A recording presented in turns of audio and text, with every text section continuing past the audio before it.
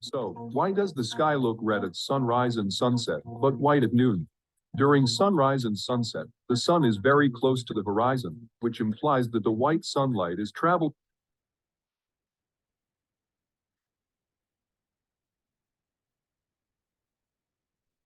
So, why does the sky look red at sunrise and sunset, but white at noon?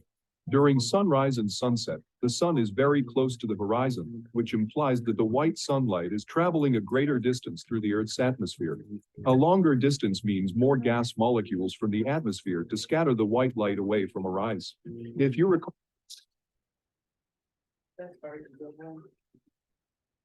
What's that? Oh no, I go higher than that.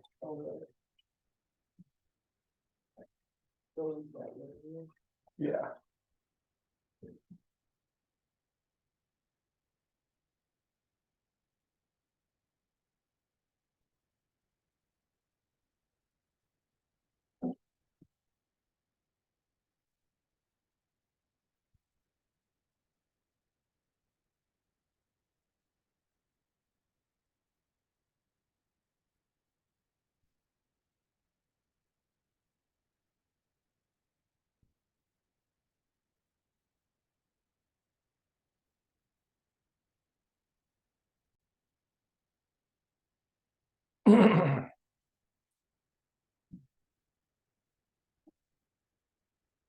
Good morning, Feruza. Good morning, Alan. How are you? I am good. How are Hi. you this morning? That's good, hon. Thank you. How are you? How is Sasha feeling? Is she feeling okay? She's doing okay. She's got a broken leg, so it's going to take a little time to Yeah. heal. But other than Thanks. that, she's doing okay. The pain's down a little bit. It'll heal well. Yeah. Hi, Johnny. Yeah. It's we call it hi, Johnny. Yeah. How are you? We call it evil's eye. Because she had she's she had some bad luck. like Yes. attractable girl. Yeah. Mm-hmm. So So Messi, I wish you speedy recovery, inshallah. yep, she's Yeah. sleeping right on the other side of the door in the living room because she can't get upstairs to her bedroom for a while. Yeah. So, but she likes She's that. She very gets to sleep with clever, smart girl. Yeah. her dog It's sleeps time with for her every her day, to. so she stays happy. Oh, I see. Okay, yeah. So that's a picture of her that was in the newspaper the other day in her last game before she got hurt. Oh, definitely this is evil's eye. You see? Yeah. I'm gonna buy her like a bracelet for evil's eye or evil's eye. Yeah. Uh-huh. Yeah. Okay. If she wears, nothing will happen. Yeah. It's in Turkey, also popular in Central Asia. Yeah. We wear like evil's eye rings or evil's eye bracelets. We wear. Yeah. Yeah. Okay. Well, good morning, Ulugh. How are you doing this morning? Hello, good morning. Hi. Hi, how are you? We are good. Yeah, I'm excited to work with you on this idea to start a high school camp for kids. Uh-huh. I will bring some robots. We'll swap some ideas over the next couple months. Okay. Oh, nice. Yeah. We are so happy. Yeah. Actually, I'm not really expert on this robotics, but Ulugh and Sultan Mahmud will do. We can Will be make you an expert, supportive. Feruza. We're good teachers. We can make anyone an expert. Yes, thank you. I can do energizer activities like Oh, okay. Johnny. Yeah. We'll give you They we'll will give you a conduct robot. all the We'll give you a robot read energizer aloud. today. We have one for you. It's a good activity. Really? Oh, who is that young Oh, man? thanks. Gösterdi. Oh, hi. So cute. He's my little daughter. Oh, how cute. What is her Oh. name? Name. Adı kim? I think you got muted, Ulugh. Yes, you muted, Ulugh. You're muted. I think she Ah, moved her name. your name Muslima. Muslima. Oh, yeah. Muslima. Oh, good Mm. morning. Good She- evening. I know she's so she's cute. there. Has she been sick? Yeah, Yeah. cool. All right. Well, first, Yeah. if you think it's 9 o'clock, do you think I need to send out a reminder? I just sent to the other group. Yeah, I will Okay. remind them again. Yeah. Oh, they're doing what, you know, the people Yeah, on our now that time. now that they're on Miller time, they think I'm not going to be here for 2 hours.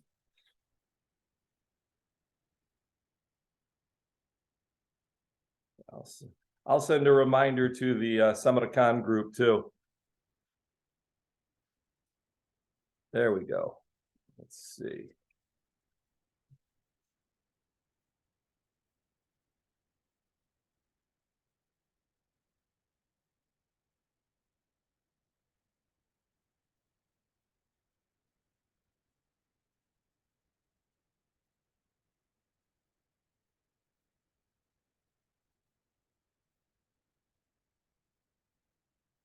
All right, I sent that reminder out.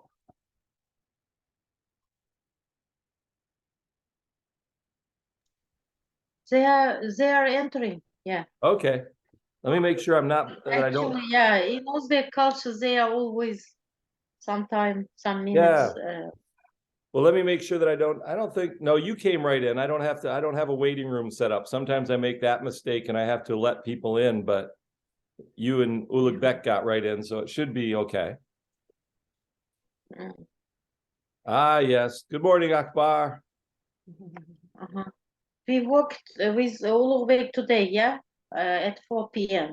So, Ah, you had a teacher training today? no, we had today American Council's representative were here 3 days. We just finished a Kaplan kite test on computer test, digital literacy test for Okay. access students, like placement test. Yeah, okay. Is So this for access or for just students in general? for access. So Yeah. yeah, they Ulugh helped Ulugh team. Yeah. Morning, Hi, Mokhira. Mahira. Hi. Nice to see you this morning or this evening. See if I can get my time of day right. That Earth rotation is so confusing. Because we're flat. Yeah, flat Earth. You're on the other side of the flat Earth. You're on the flat. So is it warm in Irgench right now? Not so It's- warm. Yeah. One Are or you two staying warm? We heard that you are having extremely cold weather there in Vermont. Yeah, it was minus 35 Celsius yesterday. So Oh my goodness. yeah, it was cold and then it was windy. It was not a nice day. We canceled school. It was too cold to Oh, have yeah. kids outside. So, but it's supposed to be warming up, to about 0 today. It's crazy. Yeah, just a quick cold spell. Yeah, we had also before 23rd of January. Remember last time we also canceled schools, universities we had 1 week like this, minus 27 degrees Yeah. Celsius. Yeah.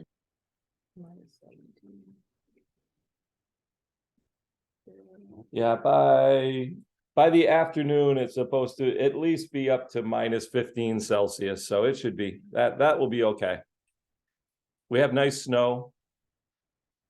It's pretty. Oh, and Tuesday rain. Yeah, and by Tuesday it's raining. So And weather is weird. was that thunderstorms?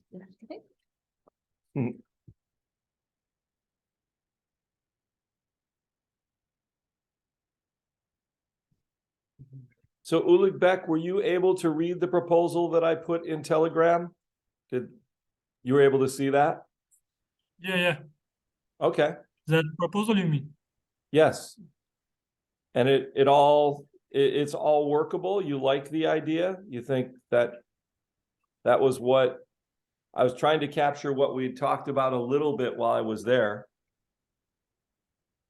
Uh, uh, this I think here is not mentioned how long will be courses in for particular group and how many lessons, or Yeah, and I at the same time it will be only one group that containing 20 students.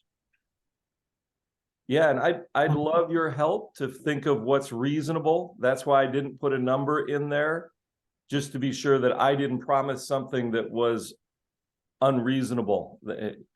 Because I don't know if a small group for you is better, a medium group. So that's open. The State Department just likes the idea of the university supporting a group of middle and high school students. They love that idea. And so I can bring up to 40 robots for you. But I don't think you want to work with 40 students at a time. That's crazy. That's a lot of kids. I don't like working with that many. I like no more than 20 is a big group for me. yeah. Then they can all learn. So do you think the idea of having some university students help? Are there some university students that would be interested in working with an idea like that? Yeah, to assist to the teaching, you mean? Yes. Yeah, we can find it easily because Okay. I know already such kind of students. Yeah, it seemed like it would be good for them because they'd get to learn as well. I learn things when I teach it. So that was kind of my thinking, is if you had any students who were learning coding, they'll know coding really well by the time they teach it to somebody. Yeah. And it can be in Blockly, it could be in Python. I don't know if Python has value. Yeah, because it's integrated to Python, and Python is the most valuable programming nowadays, of course. Right. So And it will be steps to the Python programming, of course. yeah. And with my students, I start with blocks and then I go to Python once they understand the ideas, right? Once they understand a loop, then they're, okay, I can do this in Python because I know what I did over here in blocks. So, all right. Well, cool. We'll continue to talk about it.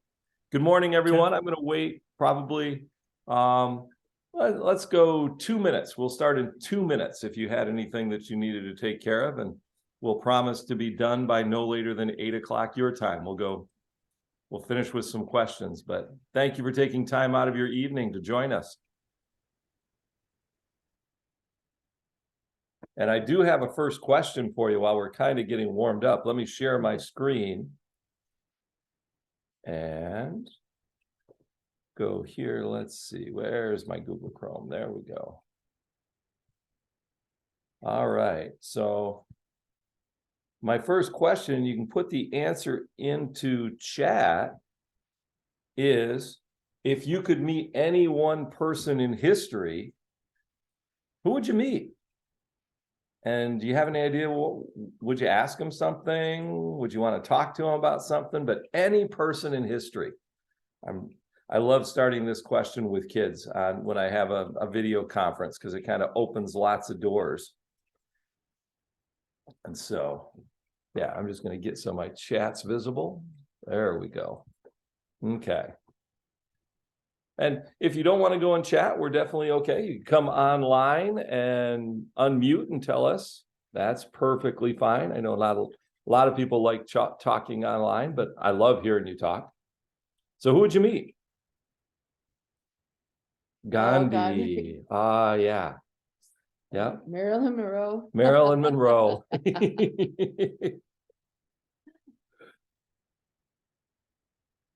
Any others?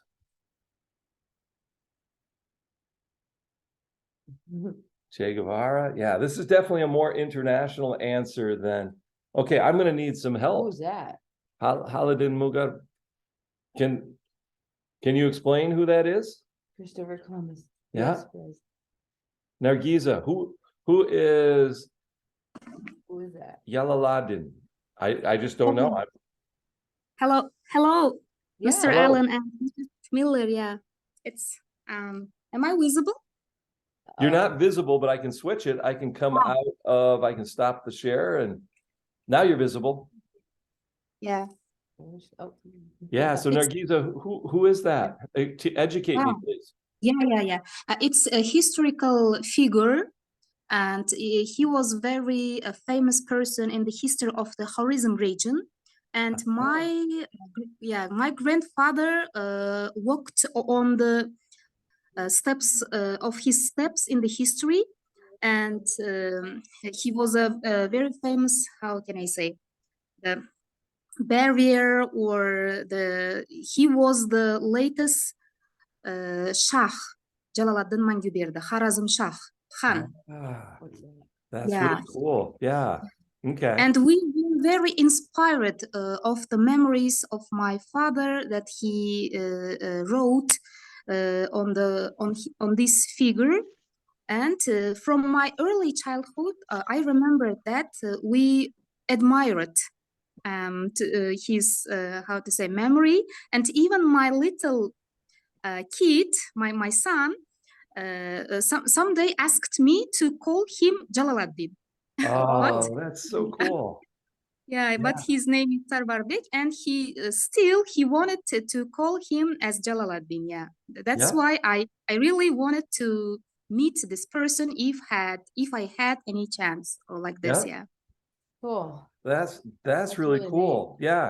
And I want to point out this inevitably happens when I use this slide is when I have a group of students, this is a relationship builder.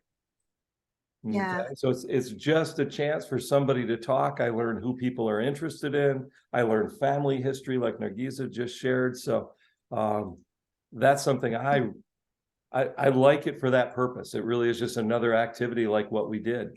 I haven't thrown anything in chat. I think my person would be similar to Ulugh Bek in that I'd like to meet a US president, but I'd like to meet Abraham Lincoln, the president who survived our Civil War. I think what an amazing man and how he dealt with that, because we need some of that in our country now.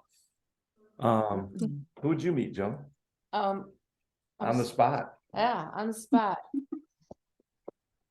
I could even say my grandfather because I never met him. Okay. I would say my dad's father. It Yeah. would be really cool to meet what my grandfather was like Cool. in the German history and Yeah. All right. Well, that's kind of our opening. I think we've got everybody here. All the important people are here who are going to join us. So let me go back and share screen. I'll kind of show you where we're going today. As promised, okay, we're going to dive into kind of how to use robots and how to use when you see a sunset. And I use it all in my class for color. It is everything about color. Color links robots, color. So I'm going to show you that lesson today. These are actual slides that I use with my students here. I use the story there. And so this is kind of our opening here. And this is kind of our one energizer. We got a couple of them that we'll show you today, but this is one you could use. But I know vocabulary, if you're learning English, colors are really important.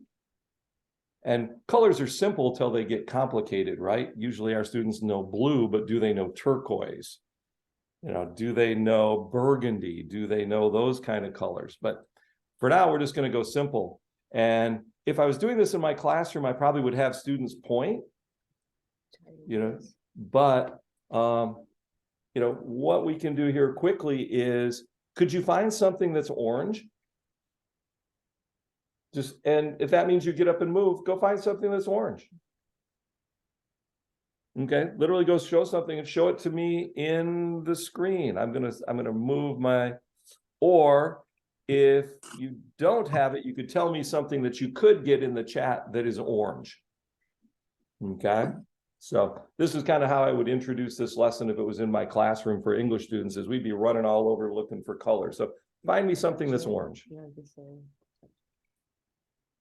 And then I'll switch to the Simon Says too. Okay. All right. Anybody got anything orange? I don't see anything on screen with anything orange. Anybody got anything?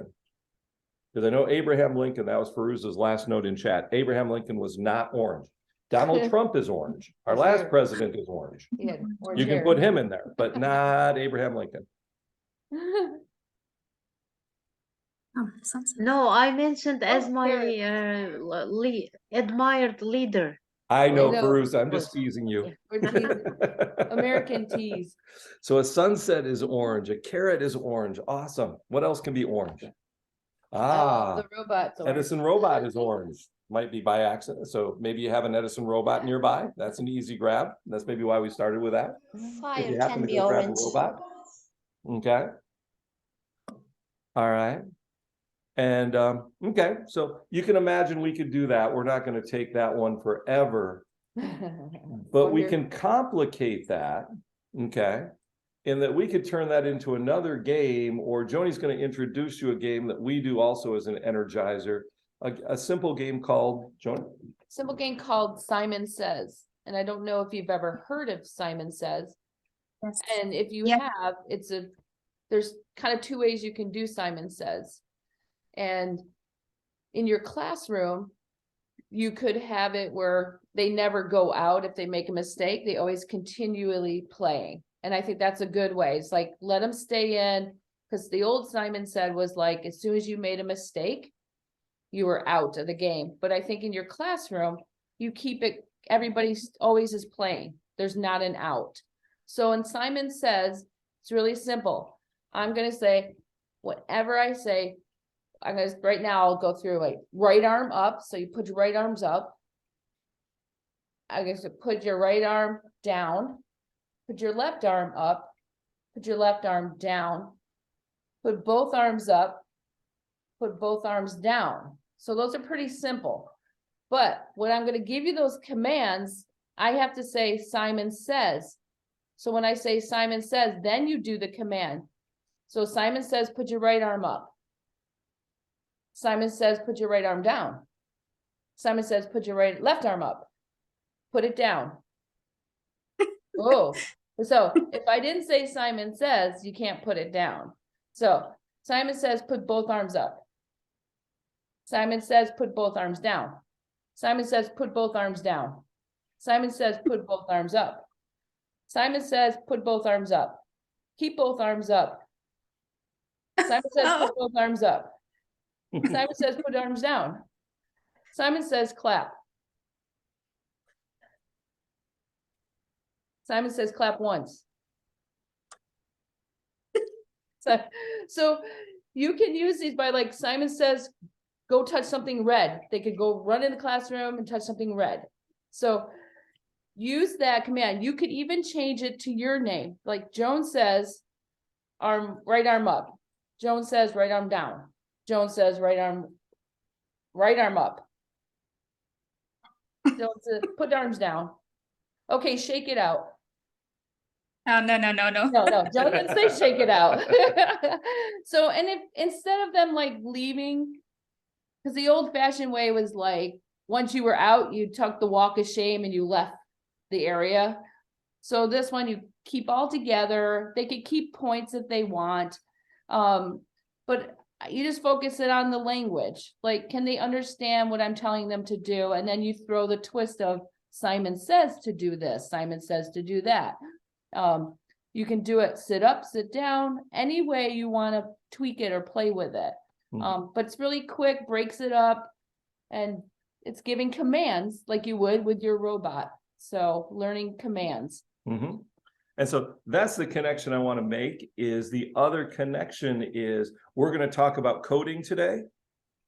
Coding is just communication. It's me talking to a machine. So Simon Says is perfect in terms of getting that idea that, okay, when I talk to my Edison, I'm just going to give a command, then another command, then another command, then another command. And so it's another nice connection that ties it all together.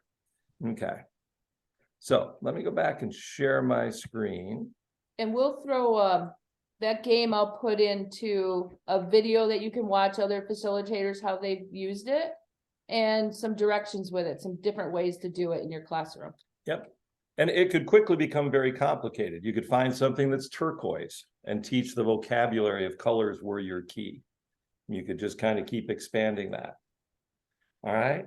And you may even get, you know, I love colors to talk about because very quickly, and I'm sure that you have some in your language, okay, we have them in ours. These are 6 colors I pulled up on the internet last night that I'd never even heard of. I'd never heard of vermilion. That ink is in vermilion, verdigris, Titian, I think, bisque, puce, cattle.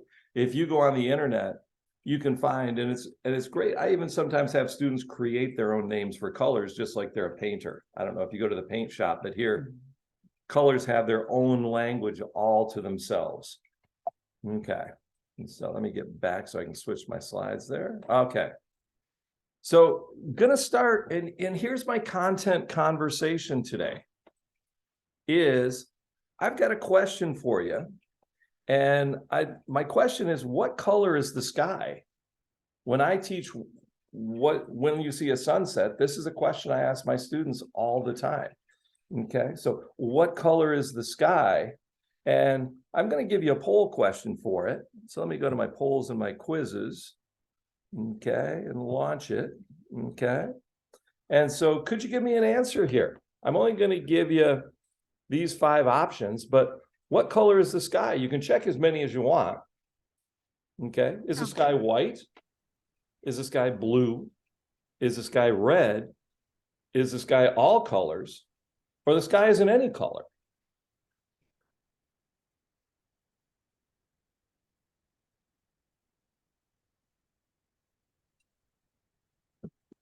And I intentionally make this an ambiguous question.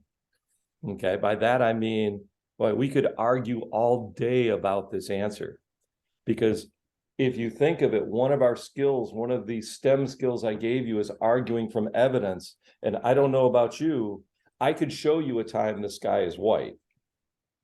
I could show you a time the sky is blue. I could give you that evidence.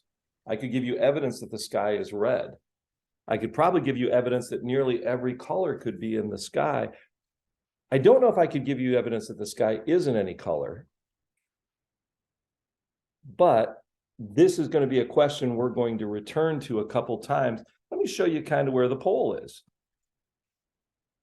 Okay. And so you can see the results there, you know, that 2 of us said it's white, 4 of us said it's blue, 1 of us said it's red, 3 of us said it's all colors, and 5 of us said the sky isn't any color. So we're all over the place on this. Okay. And that's perfect. That's what I want. When I put a content conversation, you might remember, you know, my content conversations I did with you live. I want confusion. I want kind of you to think and go, I wonder if I'm right. I wonder if I'm wrong. And then we're going to explore the science behind it a little bit, which lives in the book. Okay. So let me go back to sharing here. And okay. And a lot of times with my books, I'll go back, and I would do this if I'd read a book, and there's really one page in this book that I'm focused on today. A lot of times I won't read a whole book. I will just go and say, hey, let's talk about this particular page. Let's go deep on one page in the book. Okay. Because this is talking about, you know, as your place on earth turns away from the sun's light has a longer path to travel to get to your eyes. This causes the light to scatter, and only the longer light waves, which are shades of red, orange, and yellow, make it through to your eyes. And I don't know about you, but I'd put that up as evidence that the sky's red. True? I mean, I think I would argue that. I mean, I see it in a picture. How can I argue with that? I also see that the sun is yellow in my sky. Okay, yes. I see a little bit of yellow above it. So we're back to kind of the confusion of that question. Okay. And I'll also remind you that, you know, if this is a particular book you want to read, there's a link to it on the website. And there's also a great website that I'll put a link in the document for. It's called Storytime from Space. And this is a site where NASA has had astronauts read STEM books from space. This is Mark Vande Hei. He's in the airlock of the International Space Station reading When You See a Sunset. And on that site, there are probably about 30 different books, only 2 or 3 of which I've introduced you to. So if you're ever looking for new books, this Storytime from Space is a great site. They're YouTube videos, so you can stream them right into your classroom. And NASA and the National Science Teachers Foundation work together to kind of vet that. So I'm showing on there, I just this week read the book that's off on the left there, a book called Rosie Revere Engineer, about a young engineer who builds a flying machine. Okay, great book if you're going to have kids build something. Okay, the book I'm going to read to you today is another one by Peter Reynolds. He's the author of the book The Dot that we read last time. And again, I love his kind of introductions. Okay, and I love his illustrations, and they're pretty simple books. So this might be one, and I'll put the link to this slide deck in the document so you could see it. But here's Sky Color. Okay, it's about a young girl named Mary Soul, and Mary Soul was an artist.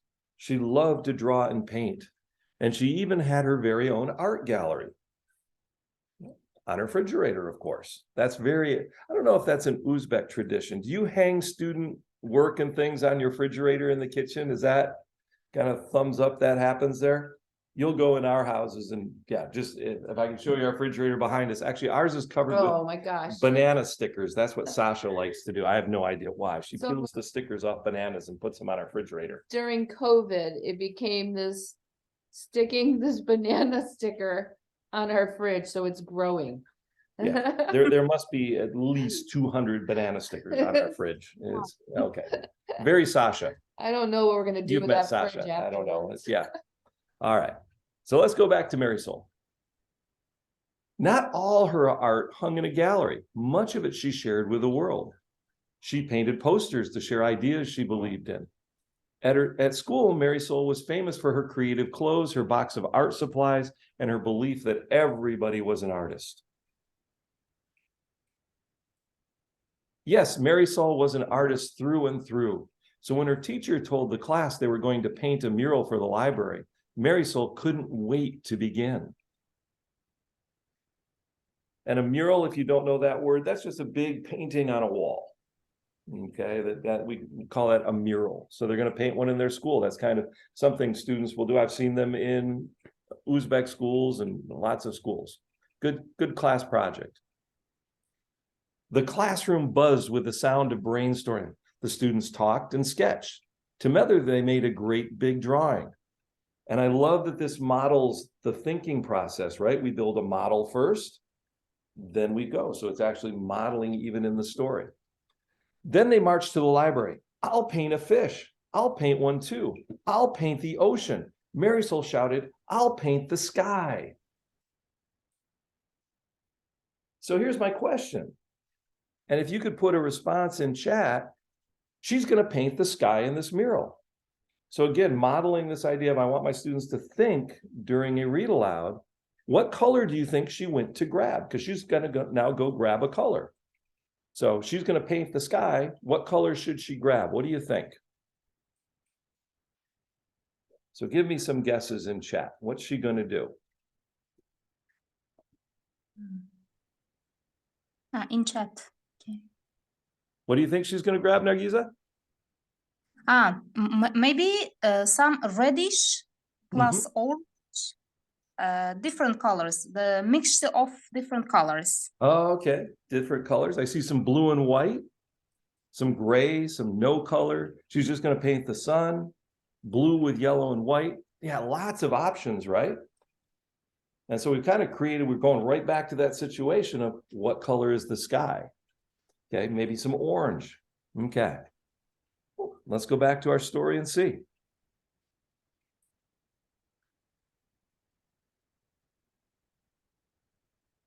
Mary Soul rummaged through the box of paint, but could not find any blue. How am I going to paint the sky without blue paint? The bell rang. It was time to put their brushes down for the day. As she climbed aboard the bus, Mary Soul kept wondering, All the way home, she stared out the window. The sun lowered closer to the horizon. And that's the infamous American school bus there, taking our kids home. It's probably yellow.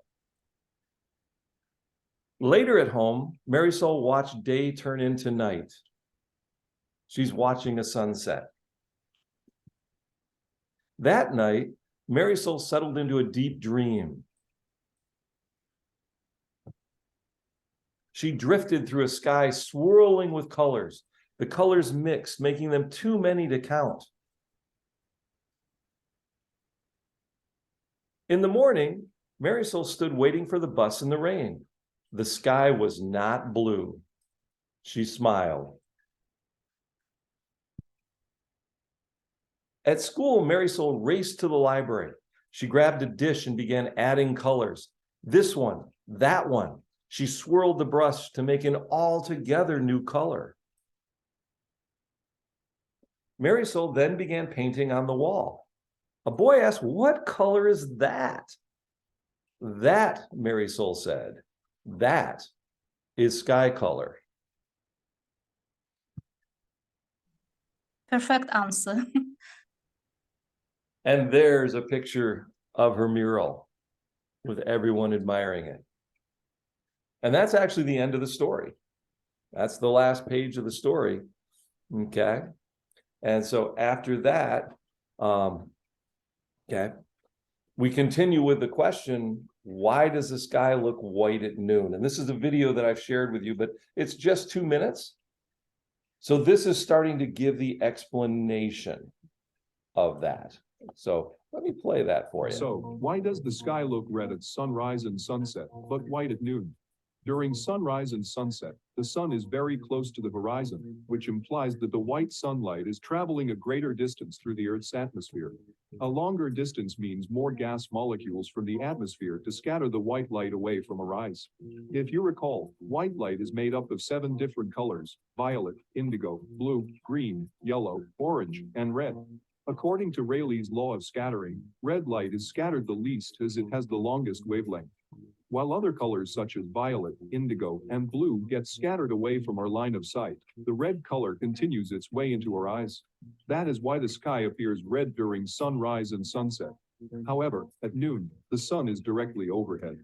It is at noon that the white sunlight travels the shortest distance through the Earth's atmosphere and encounters the least amount of scattering.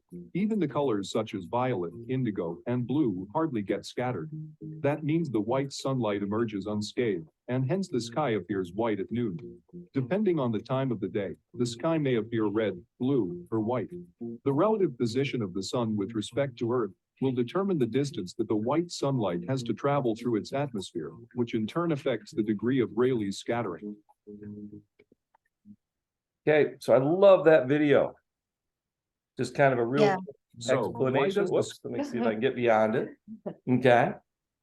And so with that, I actually go into biology in my classes because this is a lesson really that leads up to robots, believe it or not. Okay.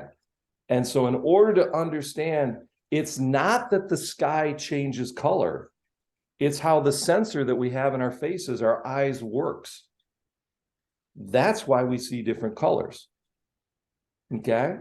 And so there's a whole lesson that you can do if you go into the science, which is white light, the light from the sun is every color in the rainbow. Everything from red to blue to yellow to green. And those lights just are different because of the frequency. And we have sensors in the back of our eyes that send signals to our brain depending on which ones hit us.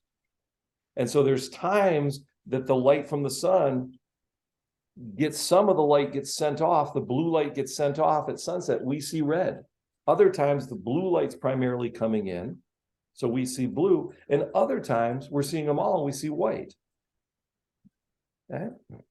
And it all has to do, we could go deep into this with my high school students or middle school students, say about 14, we'll go into how our eye has 3 kinds of color receptors, that we see red, green, and blue, and that depending on the light that hits, that creates a different signal to our brain. That's how we tell the difference between things. When there isn't a lot of light, we call those cones, they don't work very well. They need a lot of light. So what works are what are called rod cells, and they allow us to see in low light, which is why we don't see color at night very well, because they just sense light or no light, not color. And so with that, I'm starting to talk about sensors, and I want my students to understand the sensors that they have in their body so that they can understand the sensors that are in a robot, because it's really, we've just done the same thing. Okay. And so we see colors based on what's reflected into our eye. If something is white, all the light gets reflected, we see white because all three of our cones fire. But if we're looking at something green, that means everything except for green is absorbed by it, and only green bounces into our eyes. Something red absorbs everything except for red, and red bounces into our eyes. Okay, it's a really important idea for how a sensor will work, because that's how our sensor works. Okay, and pigments are just substances that absorb certain wavelengths of light. If it absorbs all of them, it's going to look black to our eye. If it reflects various colors, we'll see the various things. When you go to the market and you see that amazing array of spices in all different colors, those are just different pigments that are chemicals that can absorb various wavelengths of light. So there's a ton of science wrapped up into this. Could go really deep. Okay? And what I like to do with students at this point is I pull out watercolors and I start talking, because they know this. Okay, they may not know exactly that red and orange colors together make orange, that those two, when that signal hits our eye, we see something different than red by itself and yellow by itself. Okay, but probably in our art classes sometime, most of us have made this little color wheel by blending colors and realizing, oh, that yellow plus blue kind of gives me green, yellows and reds give me oranges, red and blues give me purples. And so I literally give my kids a pile of watercolors, and we start mixing colors. And we have an art day in my class. And we start doing exactly what Marisol did. It's like, what color is the sunset? Well, let's see if we can make that perfect color that we're looking for. And we just have that, we have a science day of experimenting. And in English, my goal would be, can you name it? Can you tell me what it is? Can you tell me how you made it? How did you make, that's a really cool blue over there. How did you make that? And I think most of us probably can get our hands on a little watercolor set. And it doesn't take anything fancy. So that's a lesson. Literally, Joni was in my classroom a little while ago. We were doing this lesson. Okay. And I will even have them make up their own names. We'll go back and say, oh, I have never seen that color before. What is it? And it's fun to see what names students come up with. You know, suddenly it's connecting to other things. Oh, that's, you know, it might be, that's grandpa's gray because it reminds me of his gray hair. Or that's mom's lips because it reminds me of her favorite lip gloss. Or you name it, my students come up with things. And again, it's a relationship builder, really. Okay. And so let's go back to this question where I started. What color is the sky? Okay, I'm going to stop my share for a second. Okay, I'm going to share those results again. Would somebody make an argument for what color is the sky? What's the right answer here? What would you say if I said it's important that we get the right answer? Somebody be brave.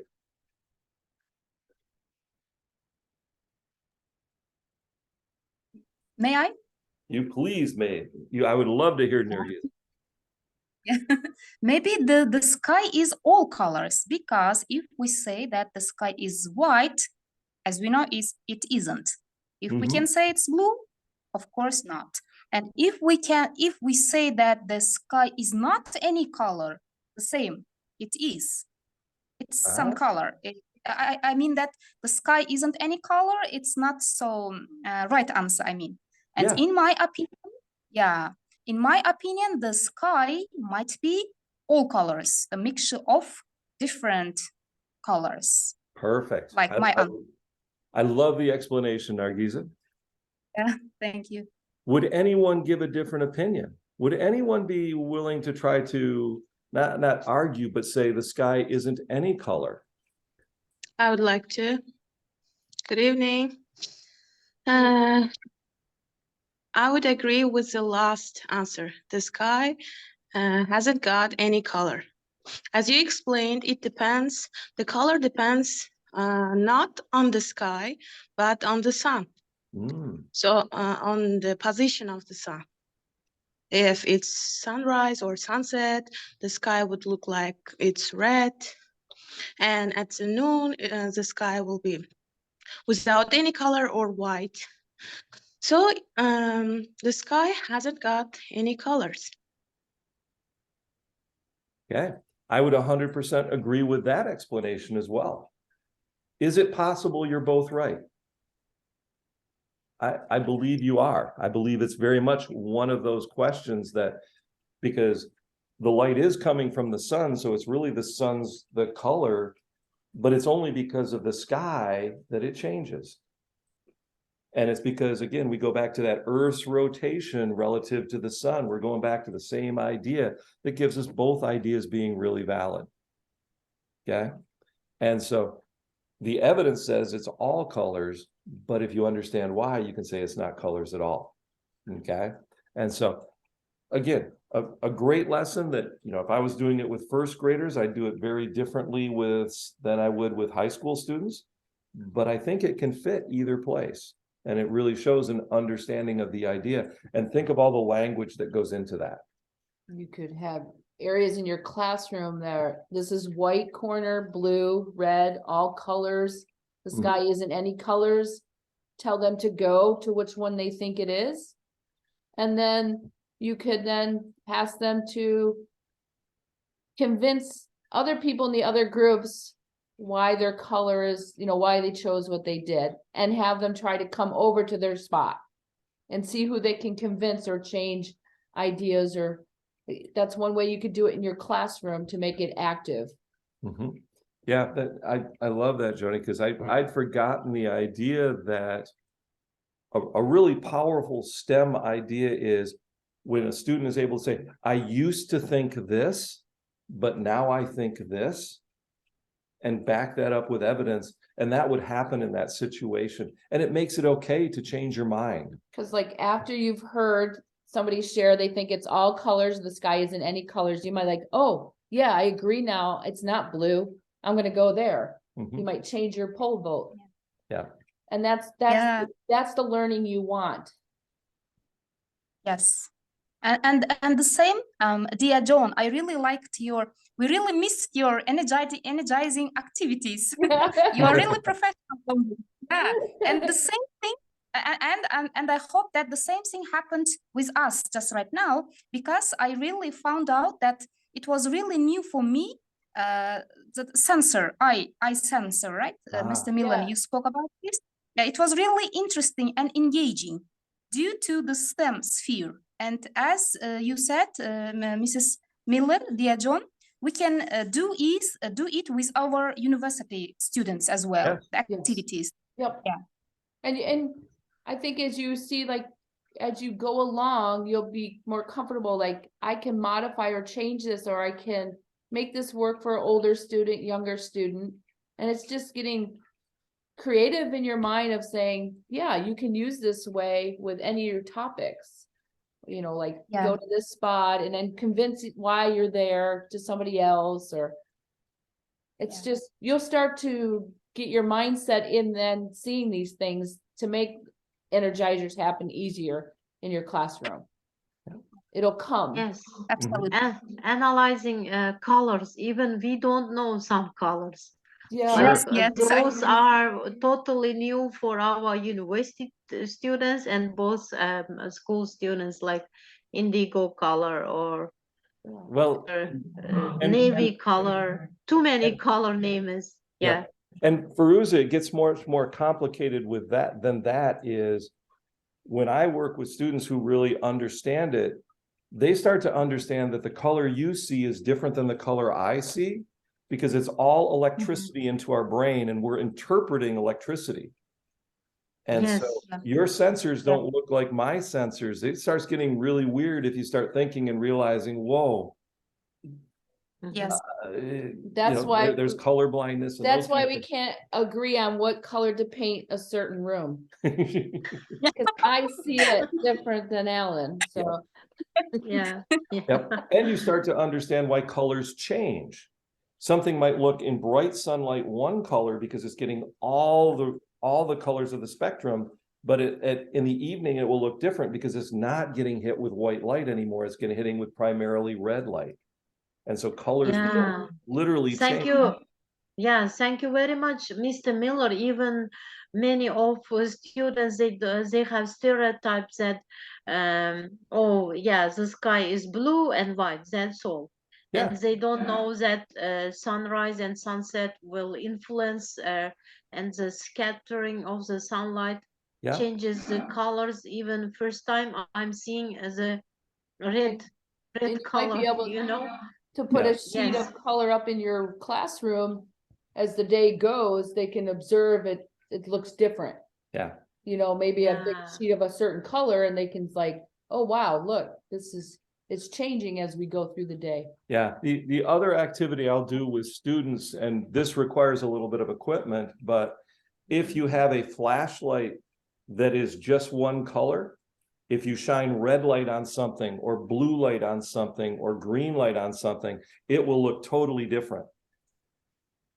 Because all of a sudden you've changed what's reflected, and it has nothing to do with the thing changing. It has to do with understanding our sensor in the back of our eyes. That's a really cool, but it takes a little bit of equipment to understand, but it's how sensors in computers work. And so I'm going to transition to computers now real quick, because I promised we'd do a little bit of Edison. Okay. And so, my first question would be, we've got our senses of touch, taste, vision, hearing, and smell. Well, that robot in front of you also has some senses. Okay. And now, rather than eyes, computers, human beings have built things that can detect things. They can detect light or gases, and we're surrounded by them. You could find an example in your classroom, I bet. You might have a smoke detector in your house that senses it smells. You might have sensors that sense electricity. There's all kinds of things, thermostats that sense temperature. Okay. A car is a beautiful example of a car is just full of sensors that keep a car running. Okay. And so this is literally where I start when I talk with kids about coding. So I put my slides here. These are slides that I will use this week with students who've never, my third graders who've never had an Edison. And I just wanted to show you how I do it, because I'm trying to get them to code and get the sense that they talk to a machine. But the first thing, I have lots of students, they're afraid to code. They think it's impossible and they think they can't do it. And so I ask them, how many times have you coded today? And every student will be, no, I don't code at all. I'm not a coder. And I'll be, whoa, you are so wrong. You are coding right now. Coding is just communication. It's one person sending a signal to another person. And so when we're talking, we're coding. Your brain is decoding. You've got the best decoding machine between your ears called your brain. It's just interpreting signals from somebody else. Okay. And so this is an activity I love to do before we ever pull out the Edison, and Joni's going to explain it to you. It's another energizer. It can be a content conversation, but Joni, go ahead and talk about the human robot. And when we get back together, we'll do this too. But this is one that you can do by reading this. So I'm going to partner up with somebody and think of a clever way to divide your groups, like we can do. I want people that are taller on this side, people that are shorter, and then say partner up. Figure out a way to do pairs in a fun way. What you're going to do is the person in front will have their eyes closed, and the person in the back will be controlling them. So the person in front is your robot. And what they're going to do is give commands and see if they can guide them around the room, or you could have like a little obstacle course that they have to command them through. So you're going to have 5 basic controls. And the first one is go forward. So you can figure out how you want to do those taps. And one way I have always done is 1 tap between the shoulders means forward. And then that they have to then stop that person. So they have to learn the command for stop. So that might be 2 quick taps on the shoulder to stop them. And then you're going to also want to turn them because they're going to go into a wall. So they're going to have to like tap them on the right shoulder to get them to turn right 90 degrees, tap them on the left shoulder to turn left 90 degrees. So they're going to like take a classmate and pretend that's their robot, and they're going to learn these 4 simple commands, and they're going to find out how quickly things get interpreted wrong, or they didn't communicate right, or they didn't have their commands down and learn them. So it's a nice, fun way to learn that, wow, I really have to code simply for my robot, and I'm doing it with a person. So you could have them go through a little obstacle course, or say, I want you to guide your human robot over here, and have them, figure out where you want to move them in your space that you have. But this is kind of a fun way to do something. Mhm. And if person's not comfortable closing their eyes, that's okay. They just have to really listen to what their commands are on their shoulder, between their shoulders. And And it also models that we can all code differently to make the same outcome. So if I was coding Joni to go from here to the other side of the room, it might be different than if Nargiza was programming for Ruza to walk across the room. Doesn't matter. The point is, what did you get that machine to do, and did they do what you wanted it to do? and they could partner up and come up with their own commands, or they could follow these that I have on the screen, or let them create their own to be able to get them to that point. Okay, and so the idea is, and I've got my slides out of order here, I can tell. So I should have had this slide before, but this one is one where I would just making sure students understand reading and math is just coding. That's all it is. There's nothing fancy about. You're learning to interpret symbols. You're learning to that mean numbers, or that mean words, or mean concepts. That's all code is. Okay. And the difference is, that you've got a machine now you're going to try to talk to. That's the Edison. And I'll explain that it can be really complicated because you're controlling a couple motors. And so there are things called binary code. But fortunately, we don't have to learn binary code because there are coding languages. C++, Python, things like that, Scratch, that allow the computer does the translating. So I understand what I'm doing, and then it talks to the computer for me the same way a translator would help me if I'm trying to talk. If I'm with you and you don't speak English or Russian, I'm going to need somebody's help to speak Uzbek. So that's an example of a translator, which is just what a language is. Okay. Even though you only have one robot, you can also model it, because you can let them hear the sound that makes no sense. When you code your computer, if you just play it out loud, if I go to edscratch.com and I've got some little bit of code here, in here, okay, I can program my Edison and let you hear it. Okay, and you're going to realize, what did that mean? Well, to my robot, that meant this. That meant turn a sensor on, go forwards until you see a line, then turn and go away. This is how it follows a line. Okay, so that code is right in there. Okay, and so I know you've only got one bot, but hopefully even this lesson can kind of help a little bit, because your bot has, sensors all in it. And specifically, we've got 3 of them. Is it can detect infrared light, which is light of heat. It can detect visible light, so it can follow a flashlight. Okay. It has a sound sensor that can hear sound. Okay. And it has another one, get down here. Okay.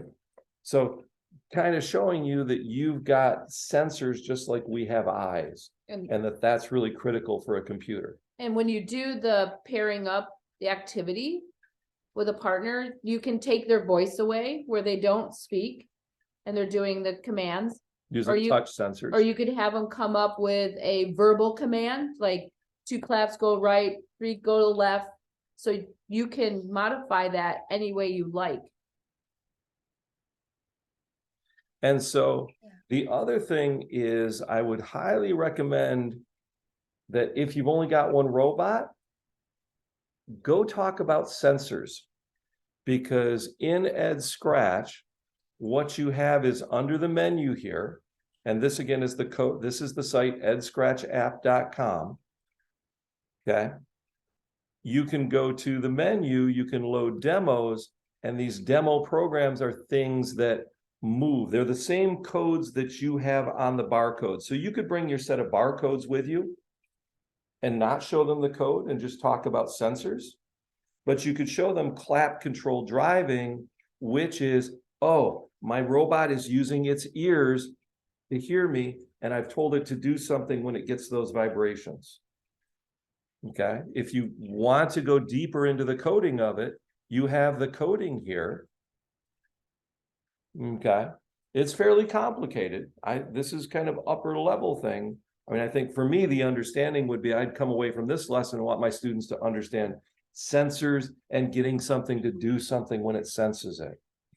Or you could go back to the demos and say, oh, I am going to bounce in borders and I'm going to use that sensor, that beam of light that it sends out underneath it that determines whether light is reflected or not. That's how it line tracker works. You're playing with the idea of reflected light.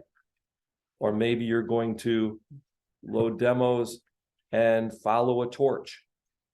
Okay, using the light sensor that's on the front that says, okay, when it senses light, turn in that direction towards the light. That's why it follows it. Okay, so all kinds of, and that would be my point of that particular lesson. Okay. So let me get out of stopping sharing. Okay, because that was kind of the lesson that I thought, you know, might be useful, and kind of putting some ideas out there. But literally today, what I wanted to do was pause and say, okay, you know, we're kind of at the end of our time, but did that raise questions? Is somebody sitting here going, oh, I sort of see what you're saying, but I need your answer here. Was it useful? Well, so kind of that's where I wanted to end and just go, okay, we're going to be quiet for a second and just kind of collect some feedback on how do we do? Because I know you wanted some lessons about Sunset and maybe some Edison stuff. I got a question regarding the programs Yes. that are used for coding. So you showed us how to work with the Scratch program, yes? Does the Edison robot work with other programs, for instance, with the famous ones, the most famous one, Python, for instance? Yeah. Can we code Edison with the help of it? You can. Let me show you. So there is, here's where I would go. So the question for everybody was, can I code with other programs? And there is a site called meetedison.com. Okay, this is the main site of education for the Edison robot. And what they have is, under lessons, you'll find that there are 3 sets of lessons: Ed Blocks, which are simple; Ed Scratch is what we're using; and Ed Pi is an entire binder. If you were to print this, it's like 200 pages long of how to use a different program, and that program is edpiapp.com. And edpiapp, if I go there, the robot you have is the V2. So I would start programming in V2, This is an entire site that lets you code the Edison robot using Python. And one thing I really like about it is we have the same set of codes over here on the left. Here is bounce and borders in Python. So if you understood bounce and borders in blocks, here is the exact same coding pattern in Python. Here is how to follow a line in Python. Here is how to avoid obstacles in Python. You'll also maybe notice that the platform is much more complicated. I get to keep multiple programs here. Okay, I can save my programs, but I have to create a login. This is sophisticated enough that you have to create, it's free, but you'll have to create a login, or your students would have to create a login to kind of be able to go back and get to programs that you've created. But the entire platform all comes, and anything you would want to know is right here in these lessons. If you click it, it simply opens up that you can download, and everything you could want to know about coding with Python is right here. Can you please share the link? Yep. Of this website, I will share the link of that right in chat right now, and then I'll be sure to put it in the document. Let me go I back. do want to learn how to code it with the help of Python. Yep, absolutely. And the resources are fantastic on the Meet Edison site. So that's literally where I go when, and if I have a question, they have experts. You can send them questions. They're a great organization that really wants to help. They're excited about, they know that you are the first group using Edisons in Central Asia, and they're super excited about it. And I have some comments and questions also. Yes, we'll look back. And actually, I'm not a teacher at the school, but I know that in teacher programs, that including some Scratch that to learn algorithms, but people's maybe they learn algorithms, but actually they don't know where and how it will be implemented, I think. And this is a robotics and is Edison is also very easy to use, and it will be more useful to learn that why needs that algorithm or coding to understand the people's, and also that you told Python and also Scratch. It's just environment that if we create some program which is created by Python or Scratch or just blocks, I think it's the same to create the same executable code, I think. Yes, yeah? Yes. Because it's just environment to create that. It's just create environment, I think. But right. I have a question here. Is there any specific that another coding that Python is a good, that Python maybe has some other broaden features than Scratch or Block? Do you think about that? Are there, if I understand the question, Ulrich, I think you're asking, are there things that I can do with the Python code that I can't do with Scratch or with blocks? Yeah, maybe some code, maybe I cannot write some code in Scratch or Block, but we can write in the Python. Yes. Yes, there. Specifically, once you start working with Python, you're able to use data. Yeah. And store data and data logging in a way that really isn't, I think you can do it with Scratch, but it's much easier with the Python. Yeah. You know, basically what they've done is they've simplified the platform down a little bit and taken away commands. So there are commands that exist in Python that don't really, there's no blocks for them. Yeah, I mean, maybe we can use in advanced level that in Python. Maybe right. It is more complicated programs to write. Correct. Yeah. And, you know, and, you know, more and more, I used to think that when I taught Scratch, I was limiting my students if they wanted to be coders. I've now been told by coders here in the United States that that's not true, that Scratch or that idea of visual, we call that visual coding, just kind of rather than text-based coding, that a lot of work, really high-level work is happening with visual coding just because it's so much easier. So it's not limiting a student. Really the key is that they understand the concepts of loops and inputs and variables, which you can understand from Scratch just as well as you can understand them from Python.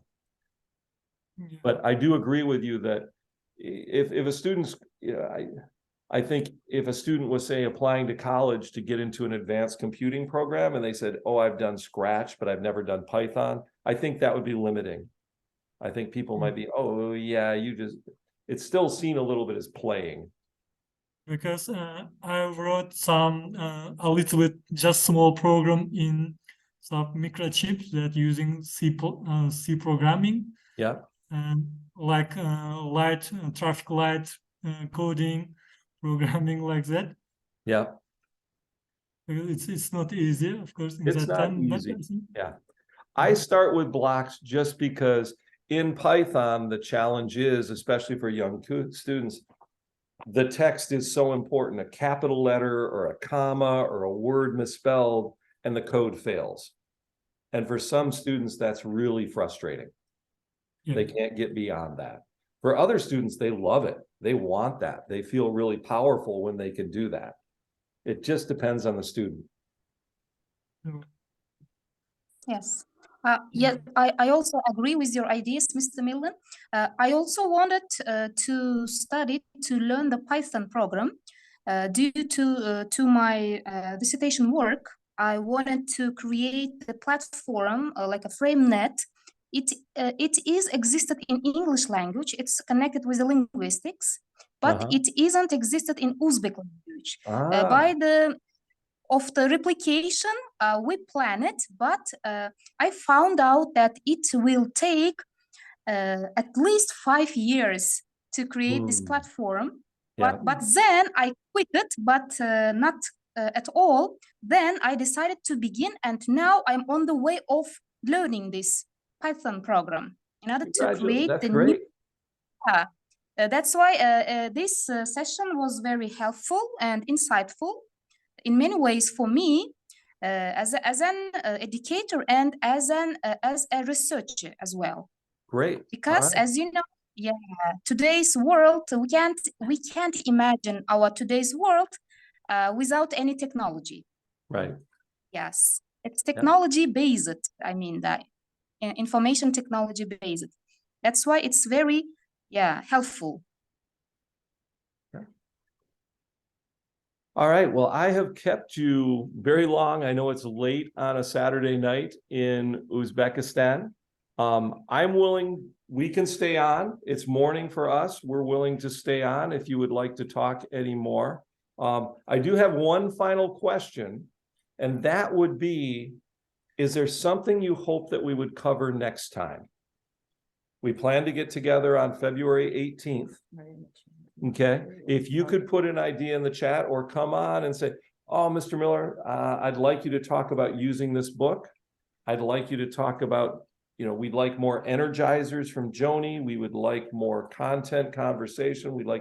Is there anything you're sitting saying, oh, this would really help me? Because we really want to be responsive to you in a way that hopefully it's useful. And if you have nothing, we'll come up with something. I promise we'll have something for you. But if you had a suggestion, we'd love to guide you. If not, thank you for your time. And we look forward to seeing you in a few months. But okay, content conversations and energizers. I see that. Okay, thank you. Thanks. Thank you very much, Mr. Miller and Johnny Miller. Last time energizer, I used it in my lecture, face-to-face class, Mr. Wright. Yeah, right. They even year 4 students, they really liked this energizer activity. Thank you so much. Yeah, I think they learned right context in many discourse, content in many ways. Yeah. That's great. Yeah. Thank you very much. Have a nice, blessed weekend. Thank right. you. Yeah. We will. Thanks, thanks a lot. Thank you. you. Thank See you. Good to See you. All right. I see. Say our hello to Sasha. Sasha. yeah. We will say hi to Sasha. Here, Yeah, we missed you. Yeah, here you go. this was Sasha. Sasha was in the newspaper the other day There's Wow. her for hockey. playing hockey.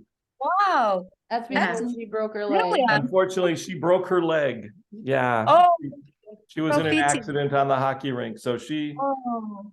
but she's doing okay. She's really In the match? yeah. But Yeah. Very nice. she'll be okay. She's feeling Sporty girl. Yeah. But May she we will pass recover on your soon. hellos to Sasha. Yeah. Give our regards to Yeah. our May she- Sasha teacher. Yeah. All Best right. and warm regards. Thank you. Yeah, Okay. we will. All right. Well, thanks, everybody. We'll sign off. Have a great evening. And we'll talk to you You in 2 weeks. Yeah. See you soon. Bye bye. See you soon. Bye. Bye-bye. Thanks a lot. You're welcome. Thank You're you. welcome. Thank you for coming. Thank you.